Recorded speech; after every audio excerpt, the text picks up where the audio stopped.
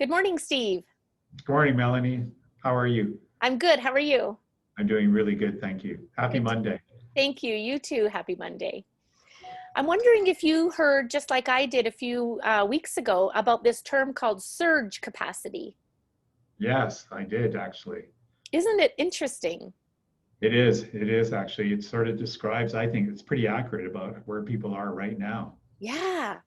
So, just for people who are watching, surge capacity is this whole notion that as humans, when we experience a crisis, an unexpected crisis, we have this ability to just rally up our physical and mental resources and just, confront the crisis.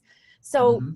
this really describes what we did back in March when we were all shut down. We Yeah. even before we shut down, people were racing around getting all their toilet paper, all their flour. They were connecting with people, they were organizing, they were, building up their resources. And that surge capacity just shows how strong and resilient we are as human beings. I just love it. Oh, yes, we always rise to the occasion when we have to. We really do, yeah. And yet surge capacity, even in and of itself, its characteristic is that it allows us to rise to the occasion and survive for the short term, because its characteristic is also that it eventually runs down, and that we run out of energy resources, the ability to just keep getting up and keep managing the crisis. So I'm Yes. wondering if, after this many months, many of us are finding that our surge capacity has been depleted and that perhaps we're looking for a recharge. Oh, yeah, I think so. It's been a long haul, right? It's been what, 7 months, 7, 8 months Yes. of doing this. Yes, yes. And I just find that, and I keep talking about it, but this cooler weather that's come about is causing us to shift our thinking, shift our priorities, shift our agendas, and start to kind of gear down for the season as well. Oh, yeah, absolutely. Absolutely. Yeah. So I've been on the hunt lately for things that people can do, when they're stuck indoors. When they're stuck indoors because it's too cold outside, they might be feeling a little alone, a little bored, not sure what to do. And one of the things that I thought we could talk about today, Steve, is how important and therapeutic journaling can be for people. Yes, that's good timing, actually. That's what I did on the weekend. Well, and it was such a cold, bitter, chilly It was. weekend It was that, a perfect weekend actually to do some journaling and be reflective. yeah, yeah. And I remember you telling us when the fall came that fall was really meant to be a season where we turn inwards, where we start reflecting on ourselves, coming up to the end of the year, coming up to Yeah. the the you could call it the hibernating season, and that journaling, like you're saying, over this weekend seems to be a perfect fit for what we experienced weather-wise with the drastic cooling off, and the entering into the winter season. Yeah, I mean, I've mentioned to you the term huga. It's Norwegians practice that a lot, right? And it's the art of it's how they deal with the long cold winters, and it's all about nurturing yourself and embracing, things like, a nice cup of hot tea on a winter's day and wrapping yourself up in a blanket. Yeah. And really, to me, this weekend was a perfect example where I did that. I very consciously recognized that I needed to recharge my batteries. And I've already been thinking from now until Christmas, it's going to get really, really busy, and I need to be, spot on. Yeah. I need to have my game face on. And so I did a lot of journaling this weekend, Nice. and I felt it was really good just to reflect upon the last 8 months and what was going on. What I'm discovering is important to me because even though we know what our values are, I think a lot of our values have been reinforced during this period of time. Yeah. So it is a period of reflection. I think the storm is a perfect storm for that. Yeah. Gave us good reason to be inside and to start hibernating. Totally.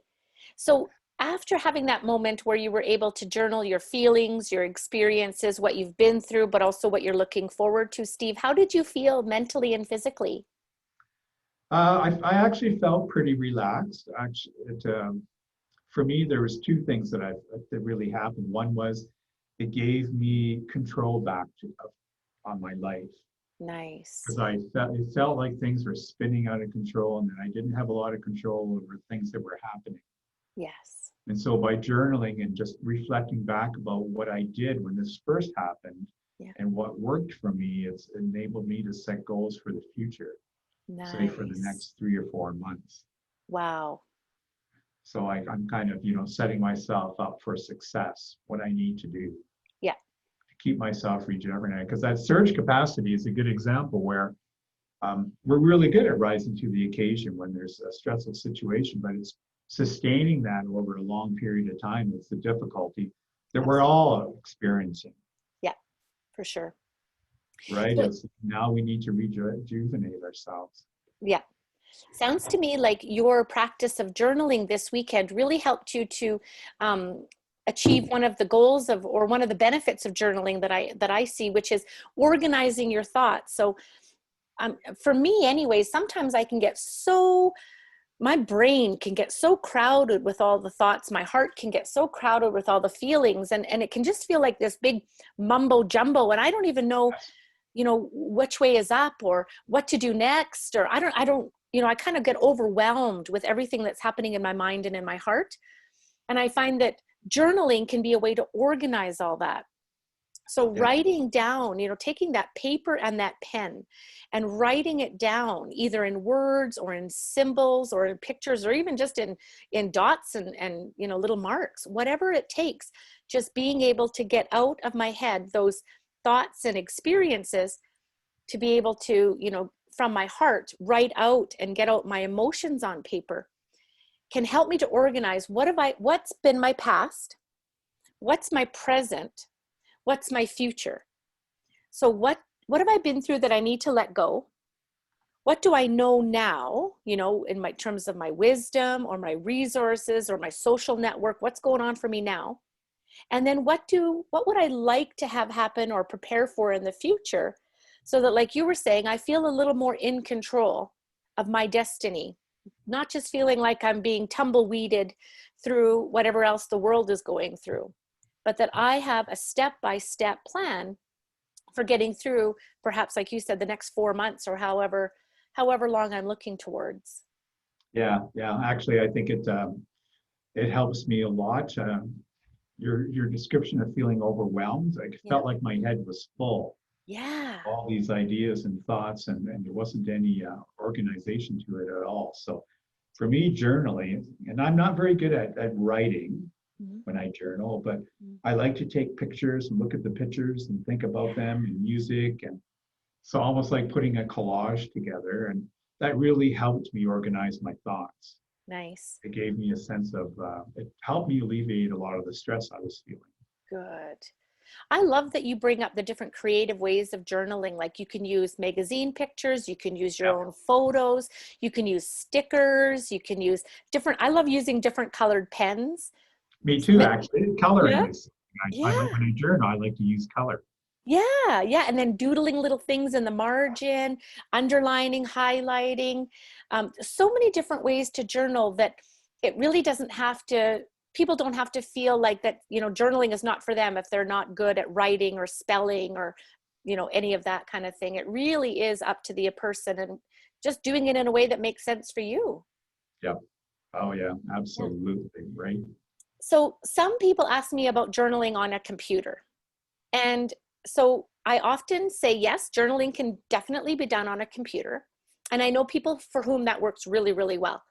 But I also want to suggest journaling in a way that involves your five senses.